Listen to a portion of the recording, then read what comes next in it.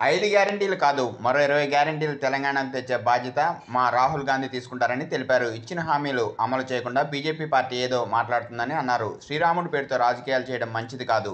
శ్రీరాముడు అందరివాడు. పార్టీలకు అతీతంగా శ్రీరామును పూజించాలని తెలిపారు. చేవేళ్ల పార్లమెంట్ సభ్యునిగా నేనున్నాను. నాకు అంటే కాంగ్రెస్ పార్టీకి ఓటు వేసి నన్ను గెలిపిస్తే మీ వెంబడి నడుస్తా. బీజేపీ పార్టీ నాయకులు అపాయింట్మెంట్ తీసుకుని రావాలంటున్నారు. కానీ నన్ను కలిసేందుకు ఎప్పుడు డోర్లు తెరిచి ఉంటాయి. నేను ఎలాంటి తప్పు చేయలేదు. నన్ను గెలిపించండి. మీకు సేవ చేసే అదృష్టం కలిగించండి.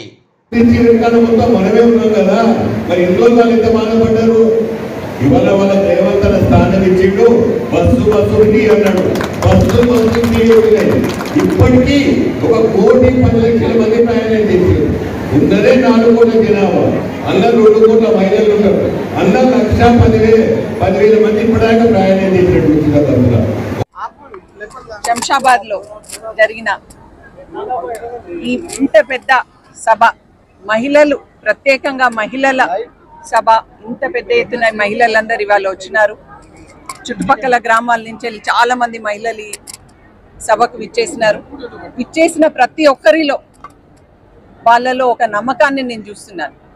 కాంగ్రెస్ పార్టీ ఇచ్చిన 6 గ్యారంటీల వల్ల వాళ్ళు ఎంత సంతోషంగా ఉన్నారన్నది వాళ్ళ కళ్ళల్లో నాకు కనబడతా ఉంది.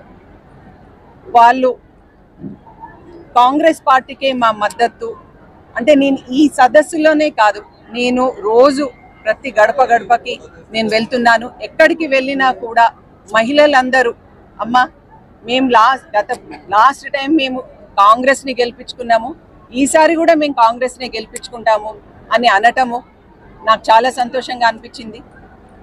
మరియు నేను రంజిత్ రెడ్డి గారు ఎంపీ గారు మీకు 5 ఏళ్ల నుంచి మీకెంత అభివృద్ధి చేసినారు అని నేను ఇలా అనటంతో, అమ్మ రంజిత్ రెడ్డి గారి గురించి మీరు మాకు పరిచయం చేయాల్సిన అవసరం లేదు. సార్ గురించి మాకు చాలా తెలుసు. సారు మాకందరికి చాలా మంచి పనులు చేసినారు.